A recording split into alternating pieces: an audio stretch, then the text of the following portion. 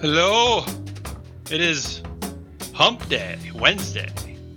Welcome to Business Pants. We are Free Float Media. That is Matt Mascardi, It is. bespeckled with man-tie. I am Damian Rollis Man-tie. with incredible overall eyesight and a disheveled demeanor. How's it going, Matt? Did you just wake up? You literally look like Kevin Smith from Clerks. Minus 350 pounds. No. The answer is no. I always look like this. I always look like I'm in a state of disheveled perplexion. This is who I am. That's impressive. But thanks for calling it out. It's impressive. Yeah. So how's it going today, Matt? It's good. It feels less businessy today than it did yesterday. Is there a reason Wait, for that? what's it? I don't know Our what show? it is. No. I mean, like, there's always business going on. Like, I'm wearing my business pants right now. You can't see them, but down there are my business pants. Okay. And they just feel like there's a little less business in them. All right. Well, maybe I can inject some business into them with Please my don't headlines. inject anything into my pants. Maybe I should do some headlines. We have to get into the habit of it. Today on the show,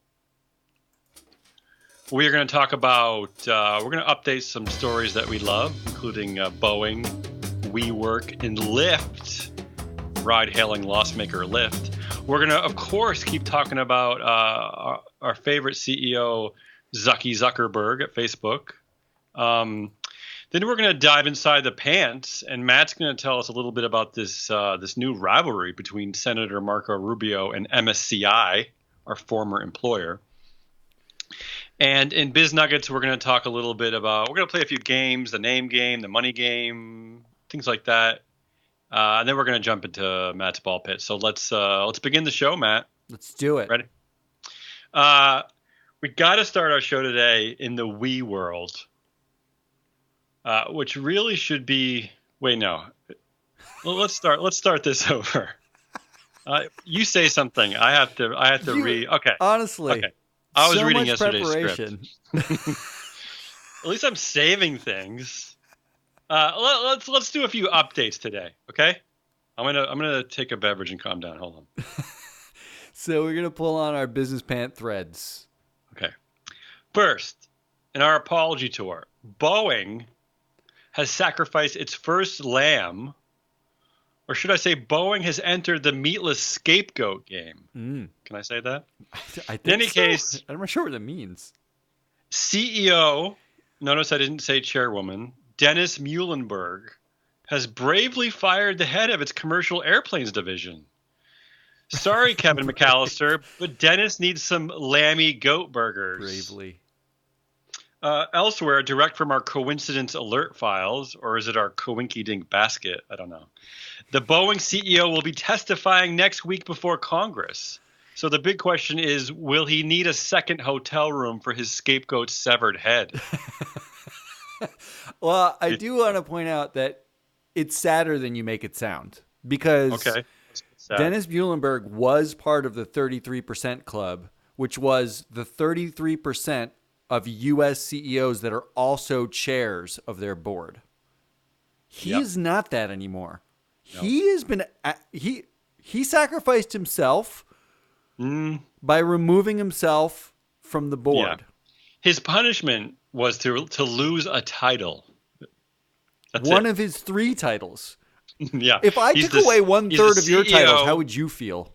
Well, if you took a third of mine would be, I'm a co-founder, so I would be a founder. No, you'd be right? You'd be an ounder. Co-found. You'd just be an ounder. Coder. Just to remind people at home, Dennis Muhlenberg was the CEO and president, because you got to be both, and the chairwoman. So now he's just the CEO and the president. So it's a really severe. So Kevin McAllister, stop feeling sorry for yourself. Yeah, because you're just plain fired.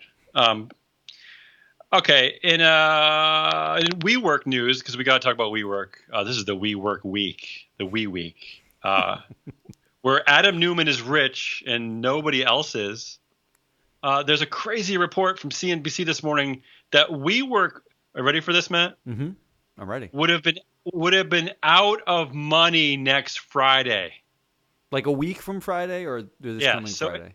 So if SoftBank hadn't stepped a week next Friday. So if SoftBank hadn't stepped in and given Mr. Newman $1.7 billion, the company would have been completely out of money. So yes, in case you're worried, Mr. Newman is definitely being rewarded for failure. It's the ultimate golden shower shoot. Yeah, it's kind of beyond ultimate. Yeah, I did read a report that internal Slack, because WeWork actually uses Slack, but the internal Slack communications were joking sadly about, please SoftBank just give me my severance. That was with Oliver Twist images. Apparently it was a joke in the internal WeWork Slack. So congratulations, Adam Neumann. Joke, not a joke.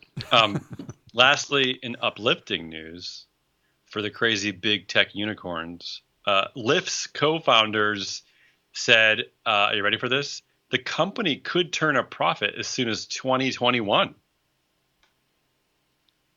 What? A weird sidebar to this, Rick. I tell you something weird that I discovered about this is that the announcement sent Lyft shares up more than 8%, right? But it also sent Uber's shares up 6%. So what's the deal? I don't understand that. Well, they're just a correlated pair. Apparently, and most investors just assume, well, because they do the same exact thing. Most investors assume if Lyft is making more money, Uber's probably making more money too. They just haven't talked about it yet. Like Facebook and MySpace. Is that what you're saying? Exactly. Everybody was Tom's friend and everybody's Zuck's friend. That's the way that works. So I do think it's weird, though, because did Lyft also announce that they were going to relinquish their controlling stake, the founder controlling stake in the company, so that shareholders had a vote that mattered? Or was that not part of just the profit? It was just the profit? Have you taken your medication, Matt? I don't know. I was just confused. You tell me. I want to know what's going on. I'm gonna get back to you. Our engineer, I don't know where she is. I'll get back to you tomorrow on that one. Okay. All right. Get our intern on that. Your cat is our intern, right? Yeah, my cat is bugging me right now. I gotta cut her nails. Yeah, the answer is yes. I'm gonna get us out of this category. That's it for our updates. It's so professional every time you do that. And I'm going to take a beverage because Matt, in our pre-production, Matt told me that I need to take a break. Take a in second between now. segments. Take a second now. We're going to move on to our next segment, right? Okay. In our world of big data, we have some more Zucky news. So there's more Facebook news, unfortunately. There's two bits of news. First of all, Cambridge Analytica whistleblower Brittany Kaiser says that Facebook's approach to political advertising shows why it presents the biggest threat to American democracy. So you can talk about that if you want, Matt. Our other bit of news is the Zuckster is scheduled to testify about Facebook's cryptocurrency project Libra at a House Financial Services Committee this morning. He will try to explain the good that Libra could bring, describing it as a democratizing financial system that will mostly benefit poor people and those who have no bank accounts or can't afford banking fees. So he's kind of not wrong about that. Okay, let's talk about it. Because support him. So Facebook has 2 billion users by last count, I think, right? 2 billion with a B. Like a lot of users. Like too many, yeah. Now, the focus on Libra has been a lot on who controls it. Facebook controls it, and that's kind of a problem. But of those 2 billion users, the percentage of them that are actually sort of not below the poverty line, but the percentage of them that are at median is pretty high, right? Like median incomes wherever they live. And a lot of places don't have access to finance like in the US or throughout Europe. So Libra is actually an online currency, and there's a Facebook marketplace. There's sort of a transactional benefit to having a currency on a platform that you have access to regularly. It's kind of not totally wrong. Do you think better in corporation hands and not the government's hands? Well, that's the big problem. That's why he's getting grilled in front of Congress, because, I mean, no, I don't know. Is that the short answer? Is although, would you use Here's my question for you: would you use Libra to buy fractional shares of companies on a Schwab account? Well, first of all, there's a reason why there are not 2,000,000,001 users of Facebook, because I do not use Facebook. So, but all of our interns are on Facebook. They're all 75-year-old. They're all octogenarians. Facebook is becoming the land of the old. That's another problem. Or the land of the Asian, I suppose. I don't think so. I think Asia's out on Facebook. What do you think about, because Zuck is also, so he's playing his best Woody Allen in his written testimony by saying, I believe this is something that needs to get built, but I understand we're not the ideal messenger right now. I know some people wonder whether we can be trusted to build payment services that protect customers. What do you think about that routine? So I do want to point everyone, all of our Zero watchers, I want to point them all to... Can I just say, before we say that, we had a watcher and they bounced. It was like just 30 seconds of enjoyment. So thank you. Thank you. It was worth it. I do want to say that Facebook did provide like this document about their oversight board. Like they proposed an oversight board, right? Yeah.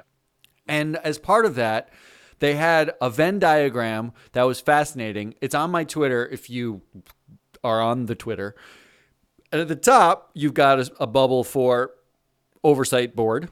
At the bottom, you have Facebook with arrows between them, shooting between them. It's like controlling oversight. And then on the side is the thing that Zuckerberg realized was missing was just the word trust in a bubble. So trust bubble.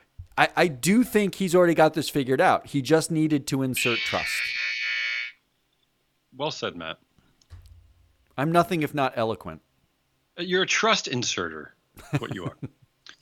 All right. Speaking of Matt Moscardi, our beloved pundit, and can I just pause for a second here? You can.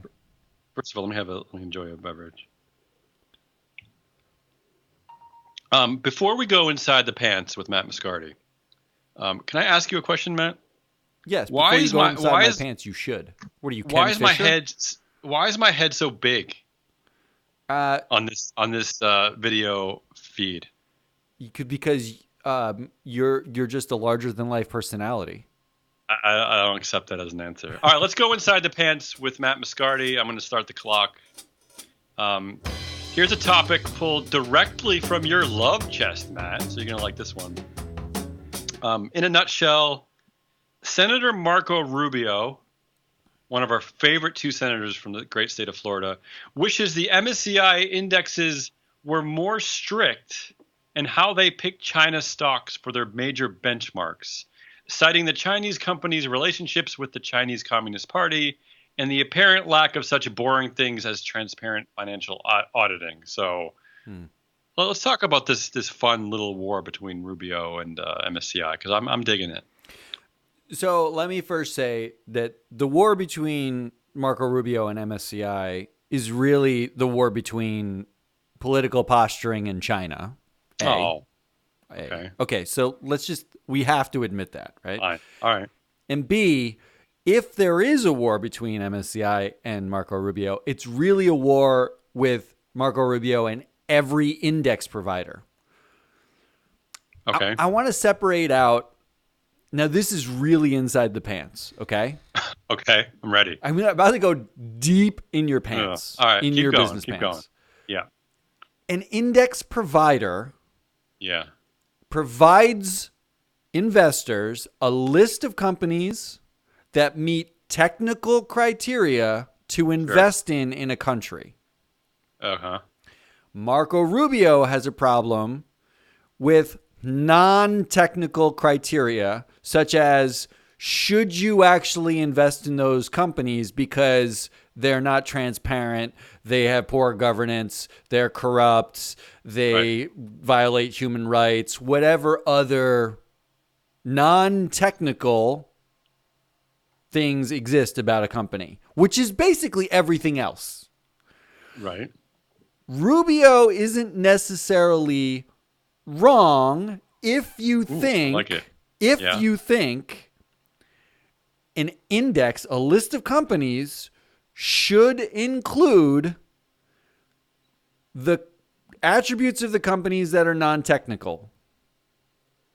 So the question is, Damian Rollis, co-founder of Free Float Media, awake. Yes. should the list of companies available to an investor to invest in include shit like they screw everyone over? Well, okay. I'm gonna answer with my business roundtable hat on. The answer is yes, because the business roundtable supports the stakeholder. So what do you think about that, Matt? So what I think about that is, in a real sense, I actually think that the way the indexes are used, every pension fund, major pension fund, they own the entire stock market. They own everything. Like if you live in California and you are a teacher, I'm sorry, because we'll get to why. Adam Newman has something to say about that. And B, your dollars that are going into your investment fund, into CalPERS or CalSTRS or these major investment, pension funds, they own everything in the market. That means they have to own China because they have so much money and they own the entire index. They own China. They're the ones who are saying, dear index providers, I don't want to own China, but I kind of have to because I can't make a choice not to own China if you put it on the index. So you're kind of right that there are investors who wish that stakeholders were actually taken care of. All that said, the business roundtable, I think they're full of it. We'll come back to that. That's going to be on the Market Medium. We're going to talk about this in depth in our podcast, The Market Medium. Go sign up and check out the teaser right now. It's on iTunes or wherever you get your podcast. Yeah. The teaser's Stitcher, up. Spotify, Overcast. In a month, whatever. We're going to go deep. We're going to go real deep. Are you saying it's going to be ready in a month? Is that what you're saying? That's what I'm telling you. It's going to be a month that we're going to start, or so-ish. We're going to start releasing. Ish. I like ish. All right, I'm hungry, so let's talk about some biz nuggets. Pause. You got to stop saying pause. You just got to pause. The first time I've said it. Start the clock here. Let's play the name game, Matt. So the Nike CEO is stepping down, right? And there's a new CEO has already been announced. So let's. How do you want to play this? Do I tell you the names of the people of the new CEOs? Yes. Well, tell me the names, and I will give you the data. Okay. So the CEO. Let's just cut to the chase here, and let's not pretend that any of these people are women, okay? Because statistically, that would be improbable, right? I mean, less than in the US, about there's 5%. 20% chance that if it's a board member, it's a woman. Okay, but if it's a CEO, and if it's a CEO, it's like a 4%. Of the 500 largest companies, it's a 4 or 5% chance. So forget that. Okay, that's crazy. All right. So the CEO who is leaving is named Mark, and the CEO who is joining is named John. So I ran the numbers for you. Yeah, this is what I'm waiting for. Yeah. There it is. Let me show this. Okay. Let me show this a little bit bigger so you can see it. Nice. CEO board members named Mark. We're at 186. CEO plus board members named Mark. We're at 186 in the U.S. Down one. I am sorry, Marks. You lose. CEO plus board members named John. Up one. Maintaining pole position. Honestly, if you are named John and you are an American business person, you are the New England Patriots. You are the New England Patriots of names. Beautiful. You always win. Which means, so you'll be the CEO of Nike. And it's come true. Your dream has come true. All right, let's play the money game. That was the name game, which I enjoyed. Thank you, Matt. Okay, let's in the money game today. We're going to talk about Adam Newman a little bit more because this is the week of we. Let's talk Adam Newman's buyout versus the U.S. School teacher in honor of our striking Chicago teachers, who are the public school teachers in Chicago are on strike. So I wanted to mention that. Also because my beloved mother, whose birthday was yesterday, was a public school teacher for about 40 years. So I wanted to slip that in too. Okay. My mom's a school teacher. You say your mom wears business pants. Is she still? No. Oh, she teaches college. She's a college teacher. Oh, wow. Okay. All right. So let's do the money game. According to the National Education Association, the NEA, the average starting teacher salary in the U.S. is roughly $39,000. Failed CEO Adam Newman will walk away with a golden shower chute of $1.7 billion. Mm-hmm. Okay, so let's do the math. Do we have a math sound effect, Matt? Click, click, click, click, click, click, click, click, click. That's the sound of Matt gently caressing an abacus. Okay. So failed CEO Adam Newman is worth the equivalent of 43,000 new American teachers. So all I have to do, this 43,000. This should be called the depressing game, not the. Okay. Because all I had to do was start a failed unicorn company. Yeah. And I could make as much as 43,000 new teachers, is what you're saying. Well, no. Well, yeah. I need SoftBank to invest in me. That's the key component. But the real key, Matt, again, as you pointed out, is it has to be a money-losing failure. Yes, which Lyft won't be in 2 years. So yeah, we'll see about that. That's what they're projecting. That's true. We know how that goes. All right, so congratulations, Adam Newman. You are officially, just in your buyout for failure, are worth the equivalent of 43,000 hardworking American teachers. All right. After that depressing thought, let's go to our last play another nugget. Depressing game. Yeah, this is our I'm calling this our Fisher worm counter. Okay? Okay. Catchy title. This is tracking our sexist of the year, Ken, which is saying a lot. That's Fisher, a high bar. Yeah, Ken Fisher of Fisher Investments. So the total asset losses has now topped $2 billion as the New Hampshire retirement system has said F you to sexist jerks and has pulled out. You didn't even get to do the game. I know you're so worried about the time you didn't do the game. Yeah. Well, you know what the Fisher reality is? plus genitalia. Across. Yeah, go ahead. Fisher plus genitalia equals what? It equals Fisher plus genitalia equals negative $2 billion. That's what it equals. Negative $2 billion. In my contract, you're supposed to let me play all games. You jumped. Well, you didn't even play the game. All right, we're gonna do this in post because you need to get on your game. Well, here's what you need to hear, Matt. Let's go into Matt's ball pit. Oh no, sorry. I'm gonna take a breather. I'm gonna have a drink. Just stop saying you're gonna take. You did it perfectly. You took a breather. All right, we're in my ball pit now. We're in my ball pit. Okay. So for anybody new watching this, so none of you, Matt's Ball Pit is the segment in which I do a data dive on something that's either moderately fascinating to me and probably not to anyone else. Okay. So today, gotta be honest. So today, I'm fascinated by the idea of trust and control. Okay. And I want to start for our younger viewers by defining two terms: dominant shareholder and controlling shareholder. Oh boy, okay. I'm gonna take a nap. Okay. It's really not that hard. Dominant shareholder is just the biggest one. Just think the shack of shareholders. They're gigantic, usually. Sure. The controlling shareholder is the one who owns 50% of the voting power. So think the GM of whatever team Shaq is on. They control everything in the end. Okay? Okay. Very simple.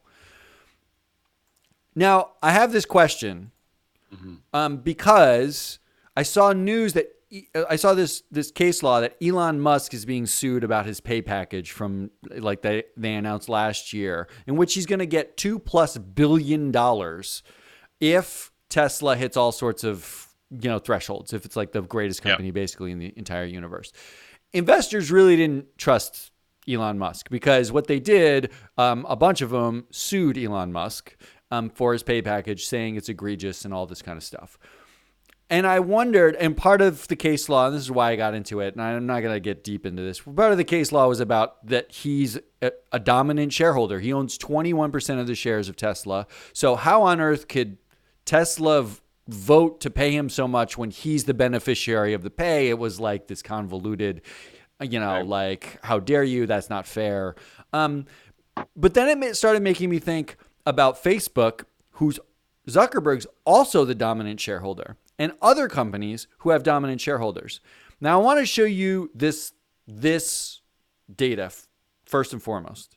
There's a bunch of companies in the U.S. for whom investors have no choice but to basically deal with. Facebook, so you're saying they have no say. They have no say in the vote. Is that what you're saying? They have no say in the vote. Okay. Tesla, who I took out of this chart because they were so far out. Tesla, you have a choice. So you can sue them. You can win. It could be a thing. Facebook, you have no choice. Okay? Yeah. Are you with me? Choice and no choice? Yeah. Dominant, I'm not there. dominant? I'm there. You're mostly with me, right? Yeah. So here's what it looks like. Facebook is one of the companies where the CEO makes more than $20 million a year. Zuckerberg made $21 or $22 million in summary pay. That's like options and all the stuff that he was granted last year. And they have dominant shareholders, usually the CEO or the family firm that owns them. So like Las Vegas Sands Company, that's Sheldon Adelson. He pays himself whatever he pretty much wants to pay himself, and you can sue him, but you're probably out of luck, okay? Yeah. So if Zuck falls in the no choice category, right, and Zuck is before Congress talking about trust is his problem, but investors can't do anything, here's the last bit of data. The number of controversies these companies face. So this is instances where their behavior is basically not tenable for not just shareholders, but for anybody. Risky behavior. Facebook is like third in the most controversial companies that are controlled. They are the third worst. Okay. Behind only Google and Walmart. Right. So congratulations, Zuckerberg. You will be sitting in front of Congress talking about how you need trust when not only do investors not get a say and probably don't trust you, but neither do people. This is my convoluted ball pit today. But how does it always get back to Zuckerberg? What are we doing here? Somehow all roads lead to Facebook. All roads. Yeah. Well, when you name your company Facebook, that's what happens, I guess. I mean, like, it's a book with my face in it. Yeah. So, I mean, can we give a little credit to Musk here? I think is what you're saying is that that's the thing. He does not control the vote, right? That's what you're saying. My takeaway here was for all the shit that Elon Musk takes for being maybe like a bit crazy or having his whatever problems he happens to have. My takeaway here, Matt's ball pit takeaway. Yeah. That dude's not so bad. You've got a choice with Elon Musk. Yeah. Not so much with Mark Zuckerberg, Facebook, Google. Even with Amazon, you've got a choice. So. Yeah, another brilliant takeaway, Matt. Not Elon Musk, not so bad. Okay. That's a compelling stuff here on Free Float Media's Business Pants. That's a Wednesday Business Pants. This is the news, people. We do the news. Thank you so much for not watching. I'll see you tomorrow. I wonder who